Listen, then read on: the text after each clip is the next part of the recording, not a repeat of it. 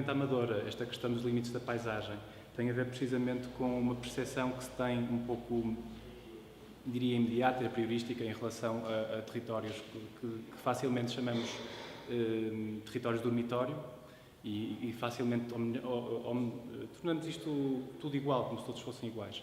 E foi precisamente este olhar que nós quisemos dar mais específico em relação às condições que existem, de facto, neste sítio da Amadora, das suas especificidades, mas também tudo aquilo que vem de interessante dentro deste território. Para isso, juntámos com a Future Architecture Platform, portanto, uma instituição que reúne jovens arquitetos um pouco por todo o mundo e ajuda a financiar com fundos europeus este projeto, e de um conjunto de 140 propostas, acabámos por escolher duas equipas, a Manon Mollard, francesa, residente em Londres, e os Plan Común chilenos, franco-chilenos neste momento, para desenvolver projetos e, portanto, com o olhar da arquitetura, poder pensar como é que se podem olhar, em primeiro lugar, olhar para o território e poder transformar.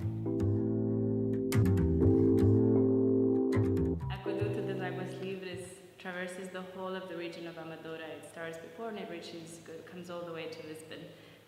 And it's a kind of an engineering masterpiece that survived the earthquake.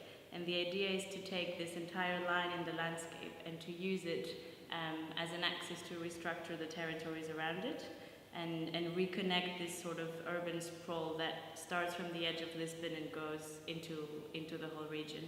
So the idea is to make that line in a way visible. It was one of the historical axes that would structure this territory together with the rail tracks.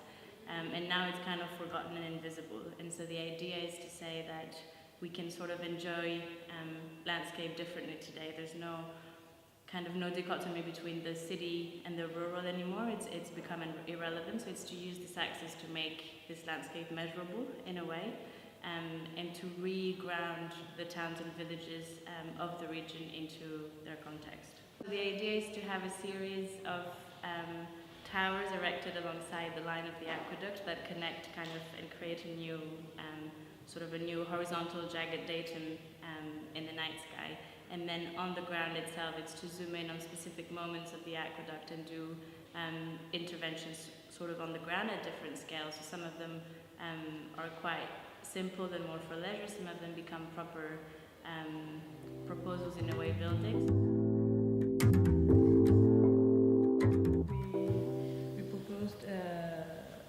The exhibition is called Common Places, Urban Playgrounds for Amadora, and instead of doing like an urban plan for a city we didn't know well and seeing like the main characteristic of Amadora, which is a mainly residential city and with not so much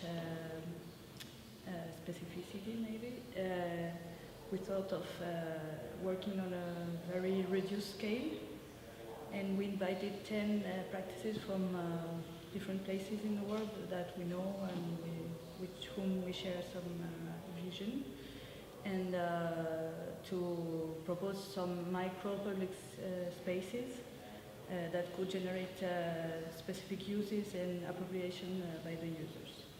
Okay, so basically when we received the brief, we were discussing this a lot about if we should work on a large scale or in another scale, if we wanted to design a building or to a kind of large scale proposal. And in the end, the interesting thing was that when we focused on micro public spaces and then when we decided to work with this constellation of practices of colleagues, in the end we had like 1.5 months to produce all the material. So we needed to have a lot of coordination between all the invited architects for this. Because we, at the same time, we insist on this idea that rather than to have a very specific prototype of one practice, like with its name and so on, very in a kind of authorship or whatever, we reinforced the idea that it was a collection of cases. So in the end, all the cases are presented in the same way: one text, one isometric drawing, and one collage, and that's it.